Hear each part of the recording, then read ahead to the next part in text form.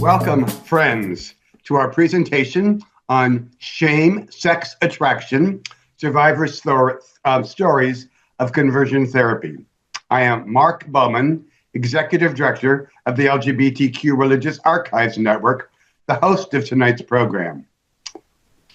LGBTQ-RAN is a unique venture dedicated to preserving the history of LGBTQ religious movements around the world. Now in its 25th year, LGBTQ-RAN is a digital enterprise. We are not a physical repository that stores papers. We advise and support leaders and groups in their efforts to preserve their records in appropriate archives. Furthermore, we collect and provide a treasure of historical information on our website about LGBTQ plus persons and groups from a wide array of religious expressions around the world. And finally, we encourage research and scholarship in queer religious history. Tonight, we will hear Australian historian Timothy Jones interview Lucas Wilson on his recently published anthology, Shame, Sex, Attraction, Survivor Stories of Conversion Therapy. This edited collection uses 17 first-hand stories to expose conversion practices for what they are: pseudoscientific, bogus, ineffective, and wildly traumatic. With the U.S. Supreme Court now considering a case related to its conversion therapy, this conversation is more urgent than ever. Our presenters, first, Lucas Wilson, PhD, is an SSHRC postdoctoral fellow at the University of Toronto. He is the editor of Shame, Sex, Attraction, Survivor Stories of Conversion Therapy. Luke's public-facing writing has appeared in The Advocate, Queerty, LGBTQ Nation, and Religion Dispatches, among other venues. He is currently working on a new edited collection about queer experiences at Christian colleges, universities, and seminaries. Timothy Jones, PhD, is Professor of History at La Trobe University in Melbourne, Australia, where he researches problems at the intersection of religious history and the history of sexuality. Tim led a 10-year national investigation into LGBTQA+ conversion practices in Australia, and is currently researching the history of non-religious spiritual care. Now, I am pleased to welcome Tim and Luke to begin this presentation. Thanks, Mark. It's a pleasure to be here. And thanks for that lovely and generous introduction. My name is Tim Jones. I'm joining you from Wurundjeri Woiwurrung country in the land now called Melbourne, Australia. And it's a great pleasure to be in conversation with Lucas about this excellent book, Shame, Sex, Attraction. It's a really sweet little collection of concise stories about some of the most difficult experiences in people's lives, attempts to change or suppress your sexuality or gender identity can have really profound impacts on people. And it's a topic that's close to my heart. I went through conversion practices when I was younger, and in the last 10 years, I've been investigating conversion practices in Australia. And I know from that experience, they can be really difficult things to write about and think about. So, Luke, as we open up, I'm going to ask you, can you tell us a little bit about yourself and why you wanted to produce this book on such a difficult topic? Yeah. So first and foremost, I do want to thank the LGBTQ Religious Archives Network for hosting this event. Mark and Isaiah, really appreciate the generosity and graciousness you've shown us. And so really excited to be here. Tim, it's great to obviously be in conversation with you. It's fun when you get to talk to someone whose work you draw upon. And in the book, in the introduction, I do draw upon your work, and we'll talk more about that, I suppose. But it's very exciting to be here. So hi, my name's Luke, or Lucas Wilson, whichever you prefer. It doesn't matter to me. Whenever I write and publish, I use Lucas just because it's impossible for me to compete with the Luke Wilson, the actor, on Google searches. So, but most folks call me Luke. Anywho, so I should to give you a little bit of background, professional background. I actually began in Holocaust studies. I began my academic career in Holocaust studies. And I focus mostly on the antecedents of the Holocaust, looking specifically at what led to the Shoah, what led to the Holocaust, looking particularly at how Christian theology laid the seedbed for the Holocaust. But I also looked at the after effects of the Holocaust, looking specifically at intergenerational transmission of trauma between survivors, their children, and their grandchildren. And when I was working on my dissertation, which focused on the latter topic on intergenerational trauma, I was on a research fellowship to Charleston, South Carolina. And there I was interviewing, doing oral histories with children and grandchildren of survivors. And I worked specifically with one person who was also the head of special collections at the college, Harlan Green.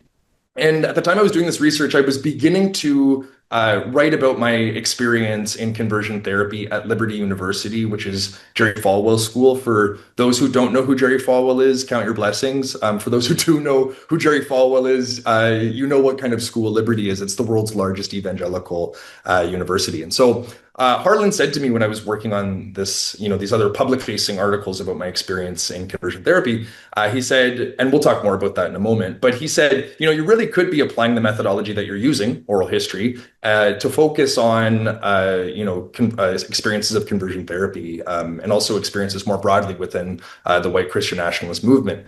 And so as I was finishing my dissertation, I began to write more and more and think, and speak about white Christian nationalism, about conversion therapy and the intersection between these two topics.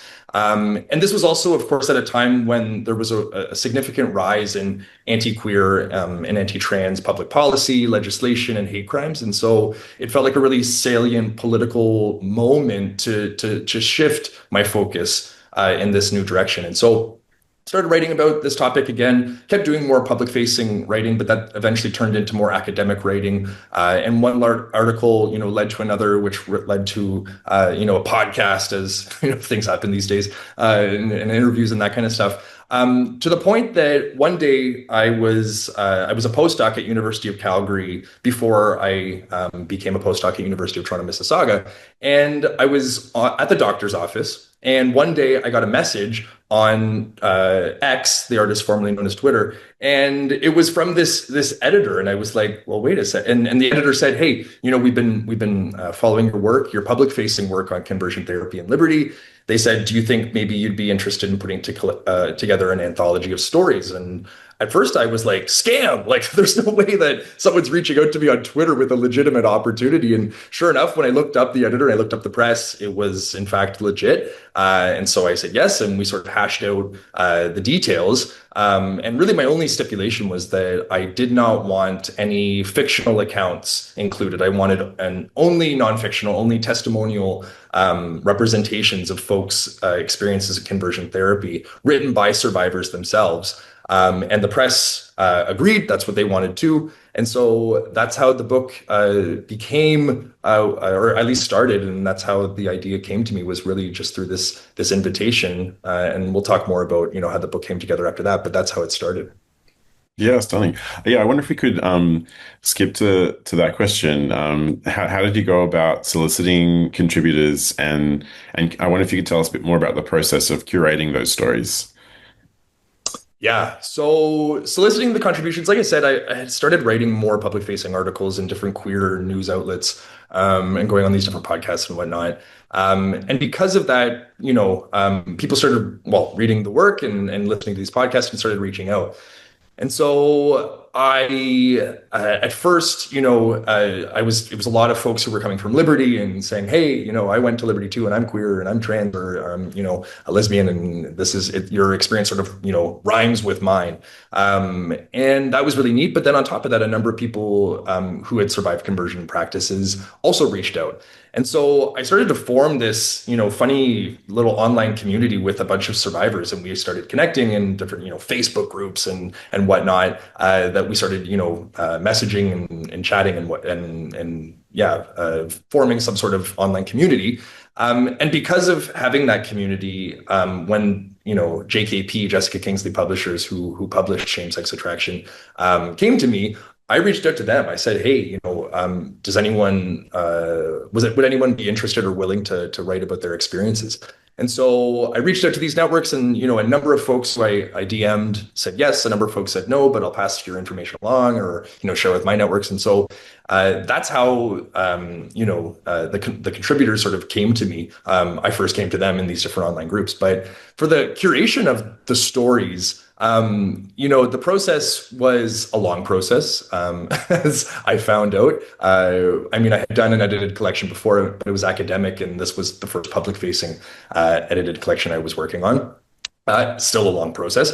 And the process really was, I think about it as both an honor and a challenge. And I think about it as a challenge in part because I think it was a challenge for the contributors having to work with me. They required a lot of patience on their part. Me coming back round after round of edits and lots of drafts and having to sort of put up with my nonsense. There was that. But I think on top of that, on perhaps a more serious note, these stories are dealing with a lot of really difficult subject matter, right?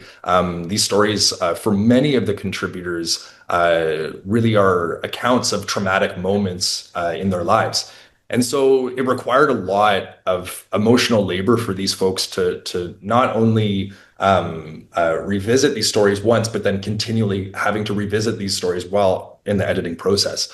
And I think it reanimated a lot of wounds for a lot of people. And so having to these folks had to deal with that and work through that as we worked on these stories together. And in addition to the clearly the sort of reopening of wounds for them, I think for me too, it was something that I didn't expect to sort of rethink or to think through a lot of my experiences in new ways because of the stories that were submitted.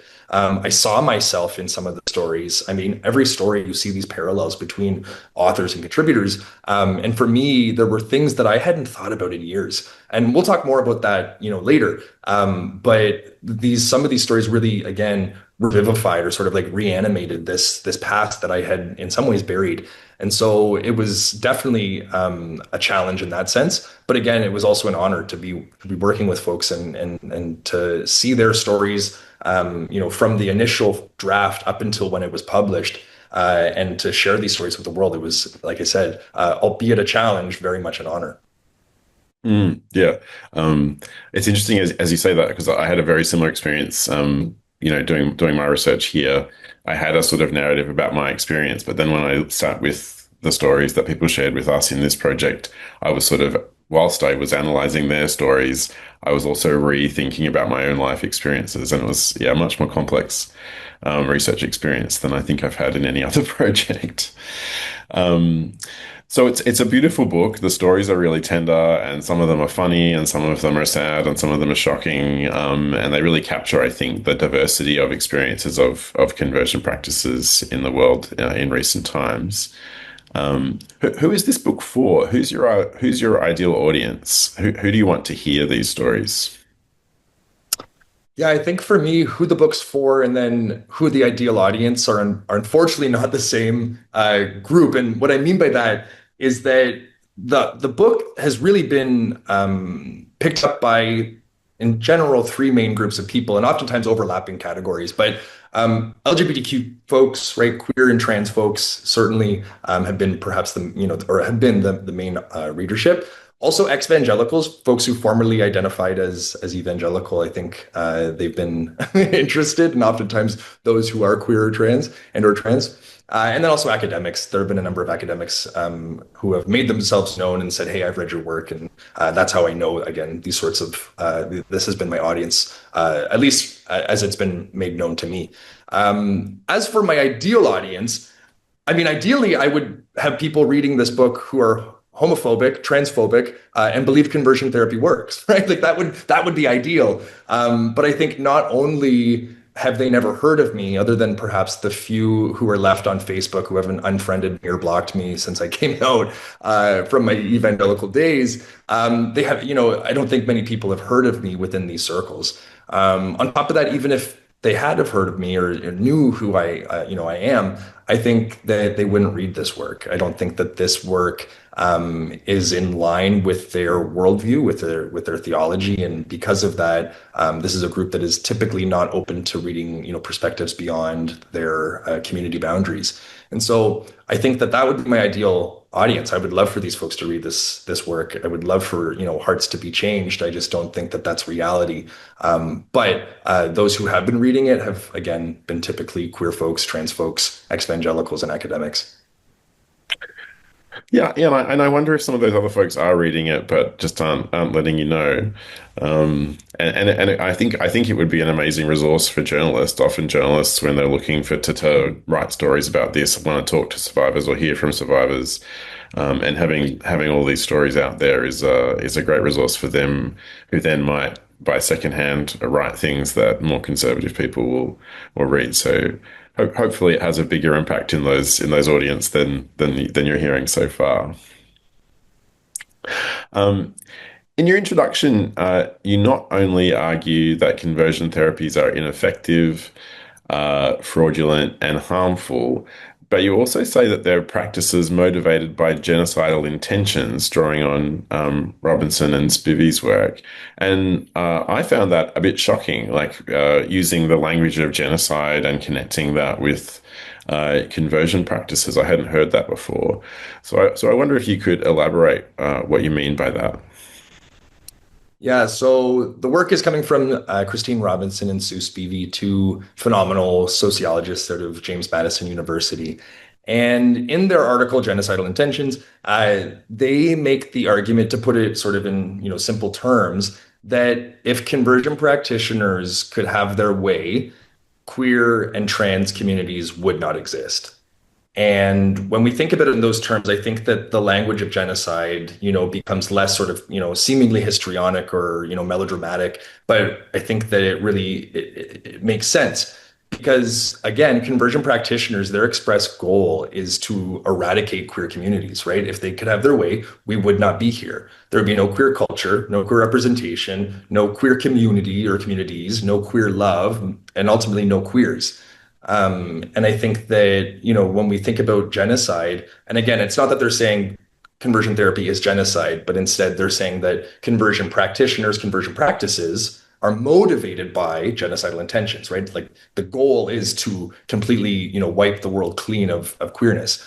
And so, when we think historically, and also contemporarily, we can think of, genocide not only being something that is physical or bodily. I think about Indigenous communities in North America, more particularly in Canada. I'm thinking about, residential schools, the 60 Scoop, these different practices and initiatives that the Canadian government implemented so as to completely whitewash Indigenous communities and assimilate them into the greater Canadian community. The goal was to eradicate indigeneity or indigenous, folks from Canada, at least as folks had lived up until that point. And so, again, this isn't saying that conversion practitioners are out there committing genocide. The funny thing about it is that they'll never get rid of us, right? Like they're so ineffective that they can't really do what they want to do. However, that doesn't mean that what they do isn't damaging. What they do isn't harmful and traumatic. Of course, it is. But the claim, which again, I think, language really matters. This is, I have a literature background, and I want to dissect language and really think through, does this sort of nomenclature, does this, language map onto the experience that we're using to name? And I think in this case, the shoe fits. And so I think evangelicals and white Christian fundamentalists, who are two of the largest groups practicing conversion therapy, and conversion practitioners more broadly, ought to wear the shoe that fits. Yeah, and I think it's probably as I've been sitting with your answer and the writing, foregrounding intent, I think, is really important. Like, so much of the debate has been about effectiveness or consent, and so on, but and ignoring the intent to erase the existence of queer people. So I think it's actually a really, really helpful framework, even if shocking at first reading. The book is really, really helpful, not just in providing these stories, but the introduction that you've written, I think, is one of the most helpful and comprehensive overviews on research literature on conversion practices. And full disclosure, that includes some of my work. But you show the awareness of the harms that the practices cause, and show that they're continuing today. They're not just something that happened in the past or in odd contexts, and highlight, as you just said, the significance of religious spaces as some of the highest risk spaces for exposure to conversion practices, which we also found in Australia. A lot of people sort of are confronted by this, that religion is a dangerous space for queer people, and that religion is this space of conversion practices being prevalent. So in your conversations and research around this, did you find religious traditions or religious communities that didn't promote or perpetrate conversion practices? And do you think, is there a helpful handle that you have on how we can deal with this connection between religion and conversion practices? Yeah, there were a number of religious traditions and communities that not only don't practice conversion therapy, but actively resist and combat and work against conversion practices. And some of these included, the United Church of Canada, Anglican churches, Episcopalian churches, the MCC, the Metropolitan Community Church, certainly is one that is quite active or has been quite active. Unitarian and Universalist churches, Quaker communities, beyond Christianity, Reformed Judaism certainly falls under this umbrella of resisting and pushing against conversion practices. And, thinking about what we could take away from that, I mean, I think about, like, why is it that these specific traditions, why is it that these specific communities are resisting and think differently and then ultimately practice differently? And for me, and I would also love for this to be part of the Q&A and for people to share their opinions, why they think these are the traditions that push against it. And there are a number of traditions that don't. But if I'm thinking, more generally why this would be the case, I do think it comes down to hermeneutics, right? How these communities understand scripture and engage with scripture and then act accordingly. When we're talking about these communities, I think these are oftentimes communities that have more critically engaged perspectives and grapple with the text more holistically and draw upon not just the text, but also thinking about historical context, thinking about translation, and then ultimately interpretation, right? How we come to the text with different lenses. But I think within high control Christian contexts, there's oftentimes a plain reading approach to the text, which is a literalist interpretation saying, well, the Bible says, and failing to recognize that what the Bible says is what they interpret the Bible to say. And oftentimes it'll be framed as, well, this is what the Bible says and everyone else has an interpretation. And that's clearly not the case. Right? Everyone has an interpretation and everyone brings a certain lens or lenses to the text. And so I think that for these traditions, they are more aware and push against this plain reading of the text, which ultimately, if we're thinking about where these conversion practices have, or what motivates this thinking and then or this conversion ideology and then ultimately conversion practices, is their interpretation of for all intents and purposes 6 verses within the Bible that have been used and weaponized against queer communities, and these are what Mel White describes as the clobber passages within the Bible, right?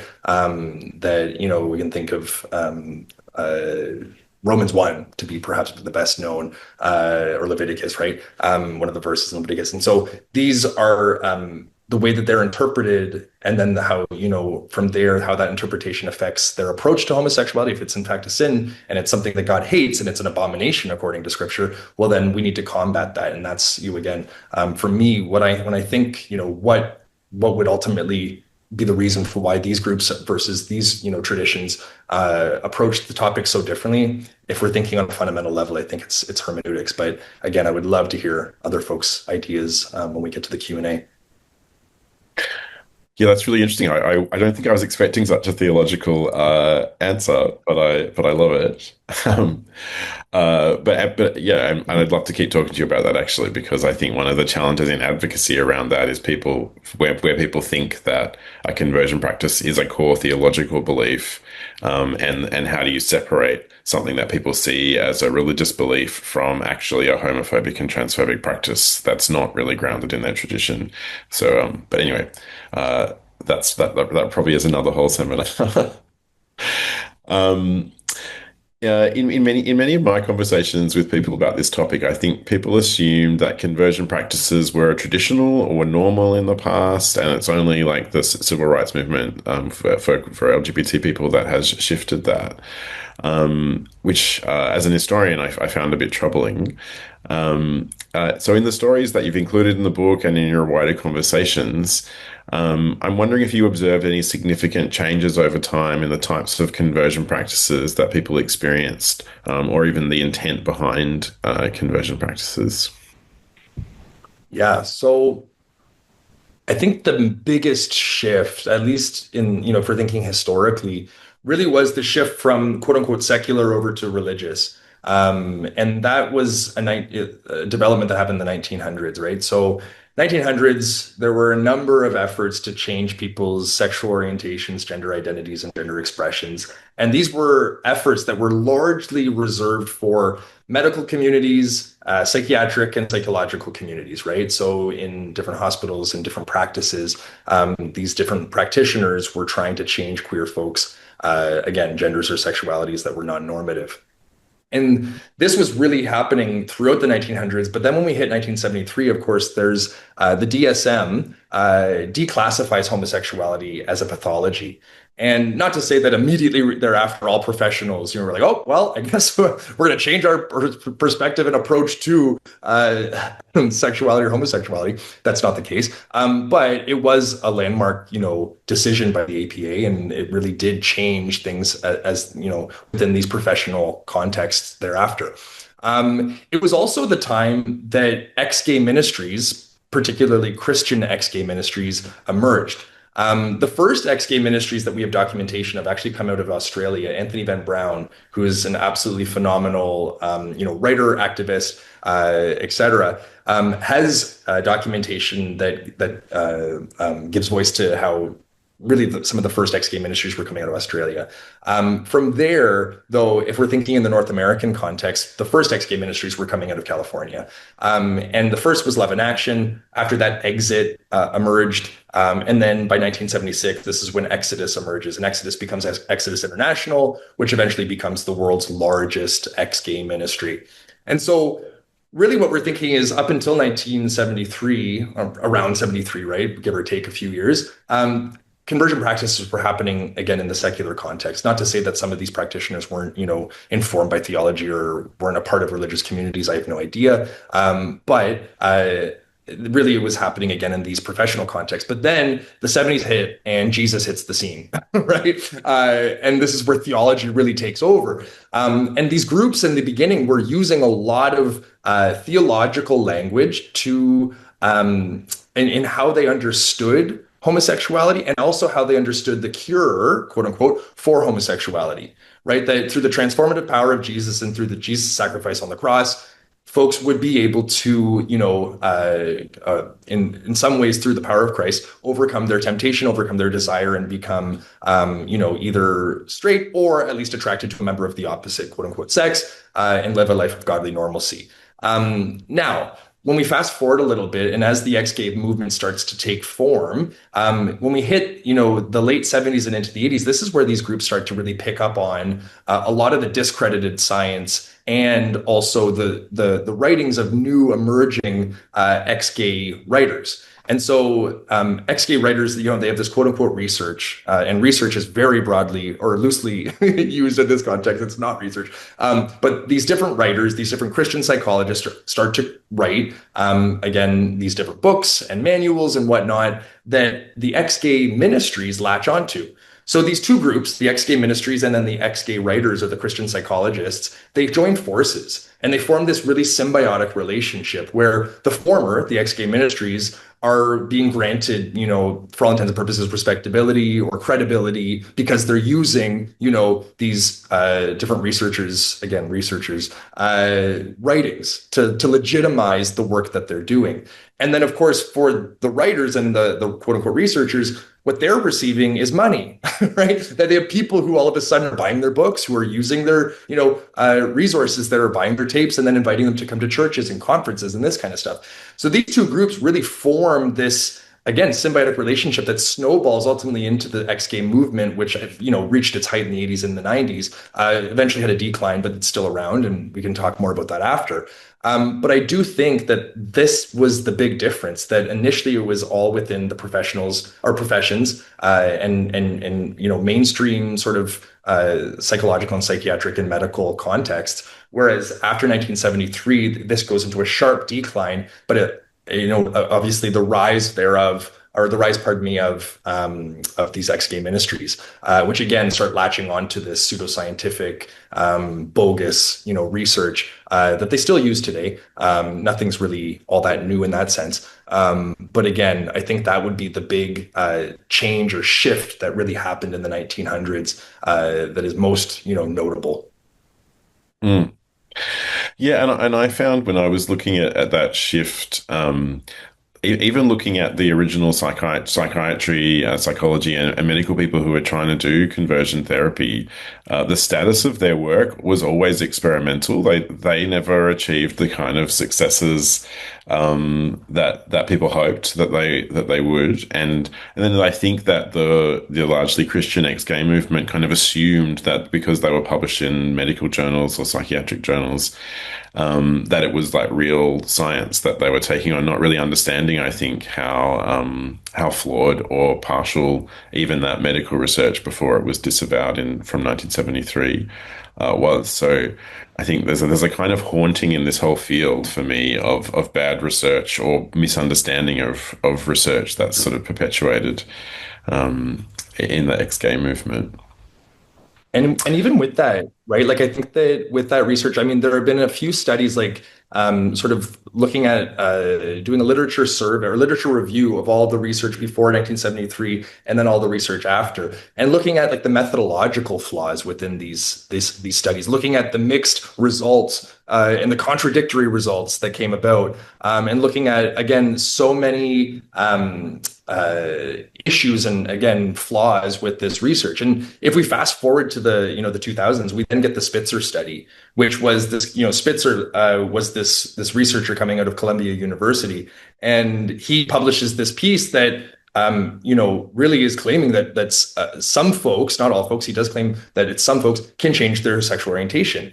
And of course, the ex-gay movement latches onto this. What we find later on is that Spitzer not only recants this publication and says, and that the journal retracts the publication and says, we're no longer publishing this, because not only was it not peer reviewed, it actually went through a backdoor acceptance, but on top of that, Spitzer acknowledged that this wasn't an actual study. But again, not only does he retract his research, he apologizes for it. But what you'll still find within a lot of these conversion therapy circles is that they're going to draw upon the work of Spitzer, right? They're going to overlook, how he responded and what, again, the withdrawing of this paper from the journal. But yeah, all of this research, again, it would be comical, right? How poorly done this research was and is, if it weren't for the fact that there are real world consequences for it. Yeah, absolutely. I wanted to talk to return to your book rather than the bigger history. So when I was starting my research project, I read a lot of testimonies of ex-gays and ex-lesbians, and it was kind of one of the forms of a lot of the conversion therapy movement. The ex-gay movement was to tell your testimony, and repeatedly telling your story and stories of success or stories of trying to become straight or cisgendered. But they all sounded eerily the same, as if they're following a script. They get dissatisfied and disillusioned with gay or trans life. They find peace and fulfillment in Jesus. And then, less convincingly, they talk about the kinds of satisfactions that they find in the performance of cisgender heterosexuality. And I mean, there's a little bit, but I think there's potential for more great literary work on this genre of testimonial biography. Your book doesn't do this. Like, really refreshingly, the stories in your collection don't follow a set structure or script. And I wonder if you could tell us a bit more about this. I mean, you told us earlier about the curation process, but did you give the contributors editorial directions? Did this just naturally flow out of the way that they frame their own stories? Why did you put the stories together in the way that they are? Yeah. So the only real, I guess, concrete direction that I gave contributors and potential authors before I selected the stories was that I wanted them to focus on one, maybe two scenes within their experience in conversion therapy and concentrate on those. That's the reason is because if we're reading stories in a literary sense, this makes for a much better story, right? A deep dive into a really specific moment as opposed to sort of a grand general arc of their entire lives. No one wants to read the latter; people want to read the former.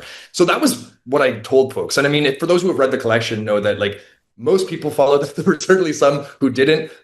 Regardless, and in spite of the constant nagging that I did, I said, hey, we need to chop this, we need to focus. And some folks, again, just didn't listen, and that's okay. But for most people, they did. And you'll see that the stories really do focus on one, maybe two moments. And so with that being the case, there was not a lot of other direction. I mean, I worked with authors and edited those stories, some more than others, just depending on where they were in their writing journeys, and the polished, whether or not the story was polished already. But when it comes to what you find in the collection, really the variety you see was not planned.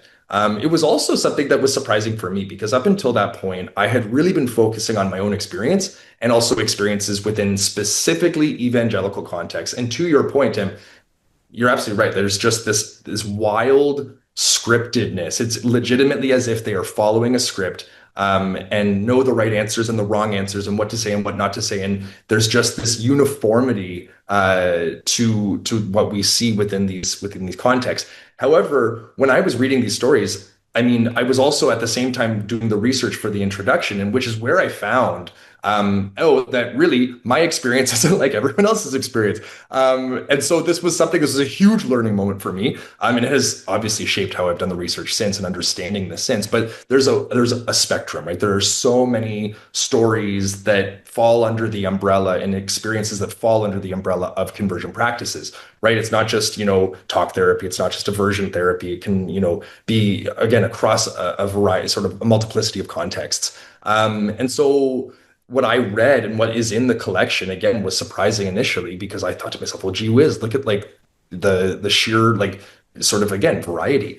And, in the collection, there are stories largely from Christian context, mostly one Catholic story, a number of evangelical stories, Pentecostal story, but then there's also a story from Orthodox Judaism, a story from what the author describes as a Chinese cult, a story from I guess an atheist context or a secular context. So there is, again, a variety. But again, that wasn't really what I sort of thought would be the collection, and I'm so glad that it's not that this collection defied my expectations, because it really is, yeah, there's such a gamut that these stories and the experiences in conversion therapy run, and so. As for the actual ordering of the stories and how I put the stories, in the order that I did, really the big decision that I made was that I wanted my story to be last, and then I wanted the story that is the first story in the collection. For those who have read it, know that it's an incredibly shocking story. Like the very first line, you're like, "What the hell?" And then you jump into the story, and so that was very much an intentional editorial decision. After that, there was a sort of flow that as I was reading, I sort of knew I wanted this story after this story after this story, but it wasn't necessarily something where I thought, okay, let me put all the shocking stories together. Again, there are a number of shocking stories, but there are a number of stories that aren't shocking. But that doesn't take away from the fact that all of these stories are sobering. All of these stories are tragic in their own right. And so I think that the way that I put the stories together, I didn't want there to be where you knew ahead of time, because I had grouped the stories in certain categories, what to expect. I didn't want that, because I think in some ways, for those of us who went through conversion therapy, we didn't know what to expect, after conversion therapy. We didn't know what to expect for our future. I mean, we had an idea of what would happen. I thought I was going to, go on and marry a woman and live a life of godly normalcy. Clearly, I'm living that big old gay lifestyle now, and so not following that script. So, but again, I do think that, that the stories, the order where, again, you don't really know what's coming next, it is surprising. I think that in some ways, in a very small way, mirrors the experiences of what it's like to go through conversion therapy. Again, I'm not saying that after you've read the collection that you now know what it's like. No, but it gives a window into, and it sort of gestures towards that. And that was the intention behind the ordering of the stories as they're ordered. Thank you. I was really impressed with the diversity of experience and the kind of, in contrast with the heavy script of the sort of ex-gay, ex-lesbian, ex-trans story, the openness to people's experience and people's, the people's journeys into it and people's journeys out of it. And also, I think, the unexpected or joyful or sexy moments in stories. One of my favorite stories from our research was this guy who went to a residential camp, which is not very common in Australia, and they were told to be as masked as possible. So they dressed up as cowboys and rode mechanical bulls, and he just sort of said it was the gayest thing he'd ever done in his life. And the ironies of this, trying to be straight, and most of the people that he went through that camp with, they're still friends, but then they're living their best gay lives now. Do you? They're all really wonderful stories. I wonder if you have a favorite story or anecdote from the book or from its production. Yeah, I would say that my favorite story in terms of writing is Nathan Z's Away and Away. And this is the story Nathan describes his experience in conversion therapy, and his parents were his conversion therapists. And again, he was raised in what he describes as a Chinese cult. The story is called Away and Away. The story is just unbelievably beautifully written, incredibly tragic, and it's arresting in how it uses and employs repetition over and over. He repeats the same line, and it almost has this suffocating and claustrophobic vibe to it, right? That it evokes this really affective response where you read it, and by the end of it, you feel breathless. And I think in part that speaks to not only his writing abilities, but also the experience itself. Nathan's now got a contract with like a top five or a big five publisher. And it makes total sense when you read his writing. You're like, yeah, of course, you have a book contract with a big five. And so he has a memoir coming out soon. So that's a plug for him, because he's again, a fabulous author. As for an anecdote behind the book's production, Chris's story, Chris Sabb's Into the Dark Australian story. This was a story that I told you I'd bring it up later. And for me, this story, it's a really small moment in the narrative that really I stopped. I remember reading it and just stopping and thinking about how what he experienced was very much part of my story as well. Again, it's just this passing moment. He describes how when he would shower, he would have anxiety because the narrative is if you're in the shower too long, you're tempted to masturbate. So he writes about this, and I remember reading this, and I remember thinking to myself, "My gosh, this wasn't exclusive to my experience in conversion therapy. This certainly was part of evangelical purity culture that was taught to me in high school up until when I eventually deconstructed and left the faith.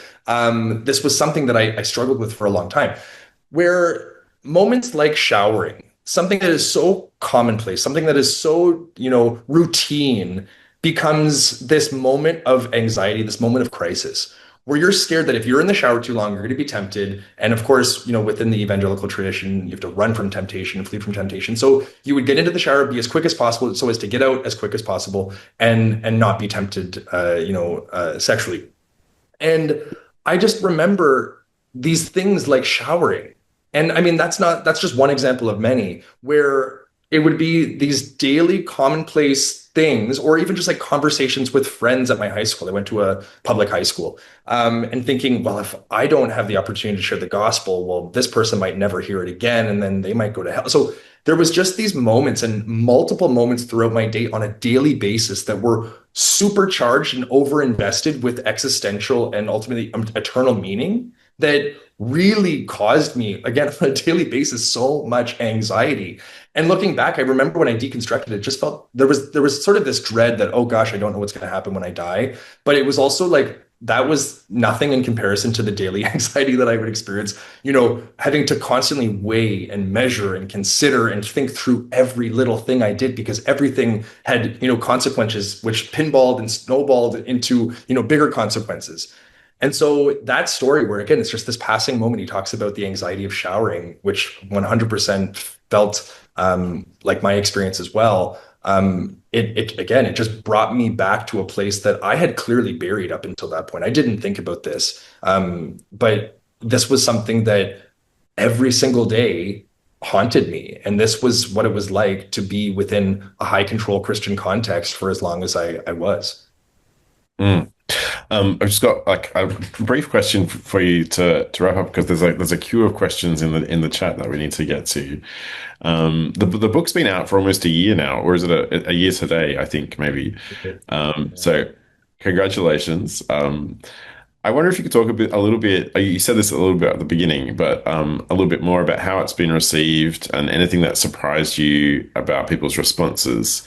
What level of awareness about conversion practices and their impact have people had? Yeah. So as I was working on same-sex attraction, I was also working on my first monograph. I mean, here they are, a little show and tell. Here's same-sex attraction, came out in January, a year today. I didn't plan this, but here we are. And then 2 months later, my monograph came out, which this is what my dissertation was based on. And so working on, my monograph, for those who are in academia, they know, and Tim, what it's like to work on anything academic. You get ripped apart for almost anything, right? Like every little thing you write, there's a critique and everything. Oh, well, maybe you should have done this. Maybe you should have cited this. And it was, I mean, being in the academy for all these years, I got used to constant critique, like sustained criticism for my work.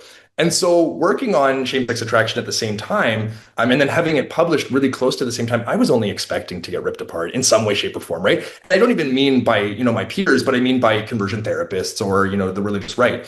And I unexpectedly have had almost unanimous positive, responses, which has been phenomenal. And I feel so, grateful for that. I remember there was one negative Amazon review. It has since been deleted. I went and checked on it today. I was like, what was that? And it's been deleted. But a woman said, the intro was too long and she just wanted me to get to the point. So I guess you can't please everyone.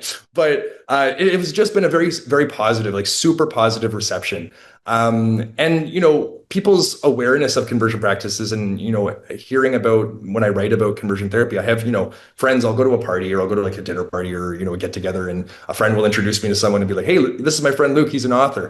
And you're like, oh, geez, Louise. Okay, like, here we go. And the person will say, oh, what do you write? And I say, well, my mostly about conversion therapy. And then they're like, oh, wow. And I say, and it's also the Holocaust. And people say like, well, don't you know the topics to pick? It seems very depressing. I'm like, yes, but anyway, there's a lot of reasons behind that. And then we start talking, and then eventually they'll say, well, so, I've had it multiple times where people say that they're shocked that conversion therapy is still a thing. Because we're talking in the context of Canada, conversion therapy was banned in 2022. And with that being the case, people think, well, it's illegal, so it must not happen. And I always say to people, drugs are illegal for right or for wrong. I think for wrong, but drugs are illegal.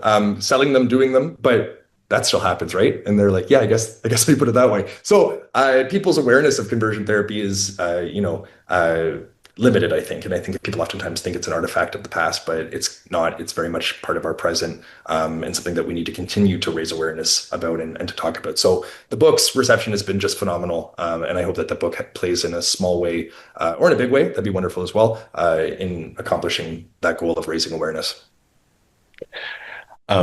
I sympathize with you perhaps more than you know, the dinner table conversations when people ask you about what you're researching, and it's like, I just don't want to talk about this tonight.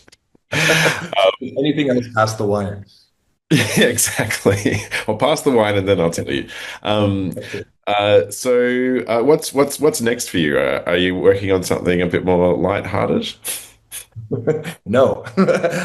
So what's next? Right now, and I submitted it 2 days ago. The manuscript for my next anthology. It is about queer experiences and trans experiences at Christian colleges, universities, seminaries, and divinity schools. It's called Don't Ask, Tell All, and it's going to be put out by University of Georgia Press.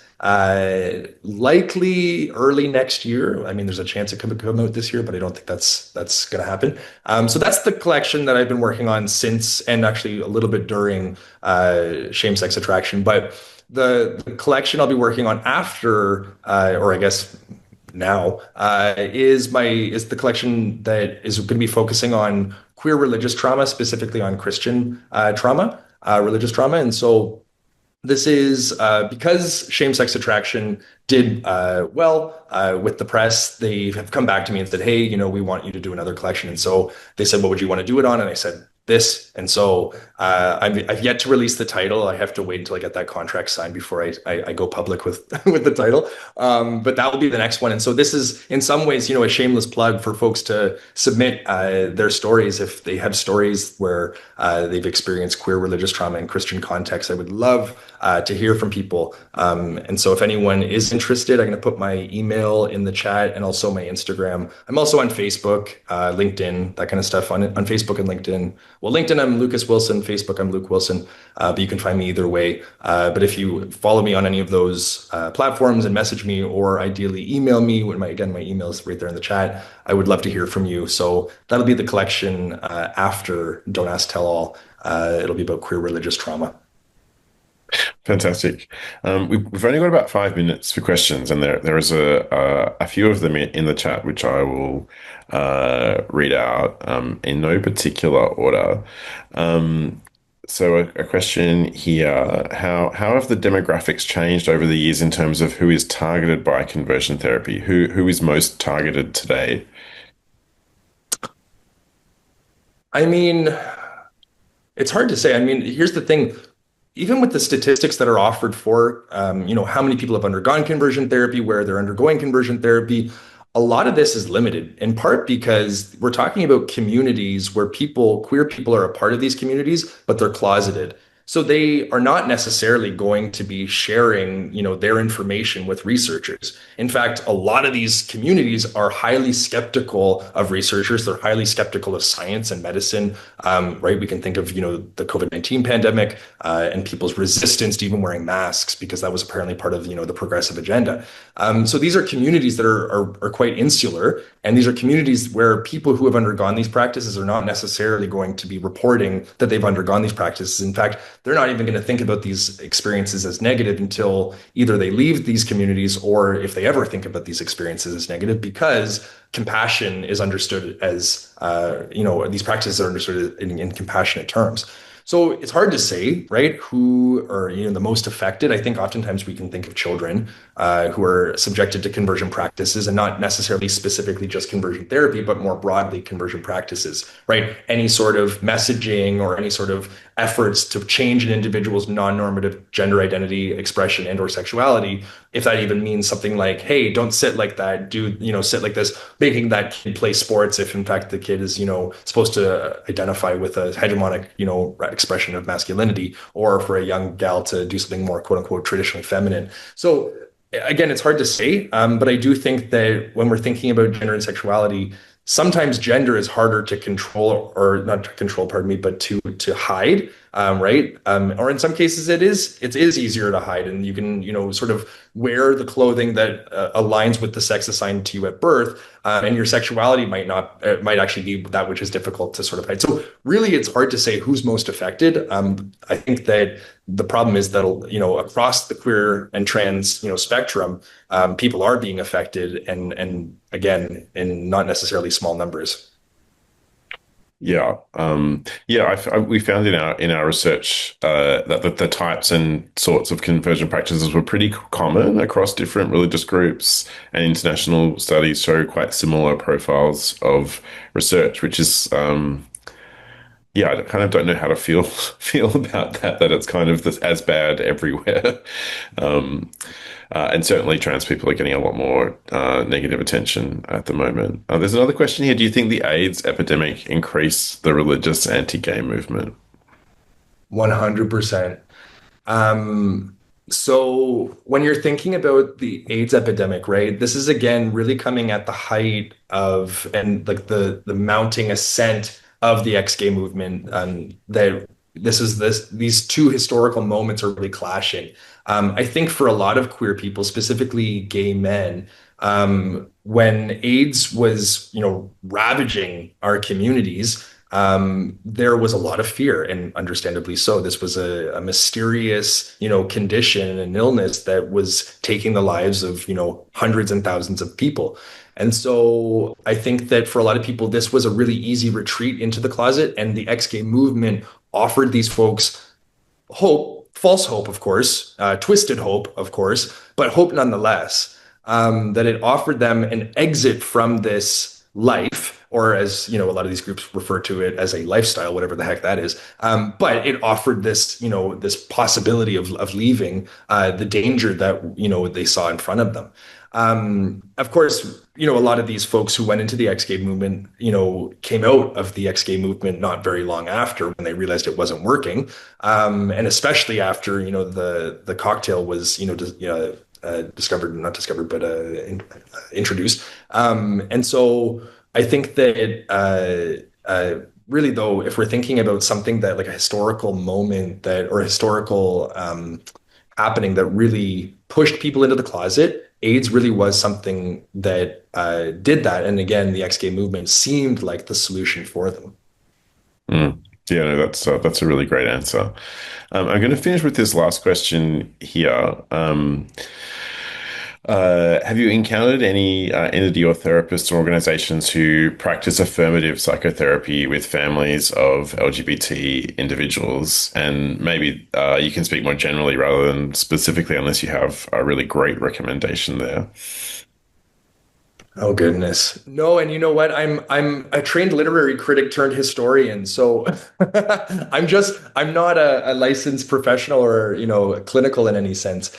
So I don't know if I can give you any recommendations. I mean, I think that if we're looking for affirming practitioners, these are oftentimes groups that will make it very clear and explicit on their websites that they're affirming. If you see any language of, and people have oftentimes asked, how do we spot conversion therapists today? You'll see language of looking for not just wholeness, but also holiness as it relates to gender and sexuality. Anytime you see that on a clinician or a pastor's website and it's related to gender and sexuality, 9 times out of 10, if not 10 times out of 10, it really is conversion therapy. You know what I mean? And so so I think that if you see that, there's a lot of language that folks use that seems like it's, again, affirming, but it's really not. That's language of, again, reparative therapy, reintegrative therapy, gender exploration therapy. I think if you're ever looking for anything along those lines and you want to know whether or not these folks are affirming, you can straight up ask them. And if there's any sort of equivocating, then you can really quickly, recognize a fraud for what and who they are. But as for like general advice beyond that, I can tell you who's a conversion practitioner, but I can't necessarily give you advice on who to go to. But again, I think that a lot of these folks will make themselves known by way of their website and making it explicitly clear that they are affirming. Yeah, that's a great point. In our research, we found oftentimes people who participated in the research really struggled to find affirming care, and we developed some resources to help people ask the right questions of therapists when they were approaching people, so that they could weed out people who weren't going to be affirming or who would be culturally sensitive to religion and sexuality and gender. I think we've reached our time. Is that right, Mark? Amazing. So thank you so much, Lucas.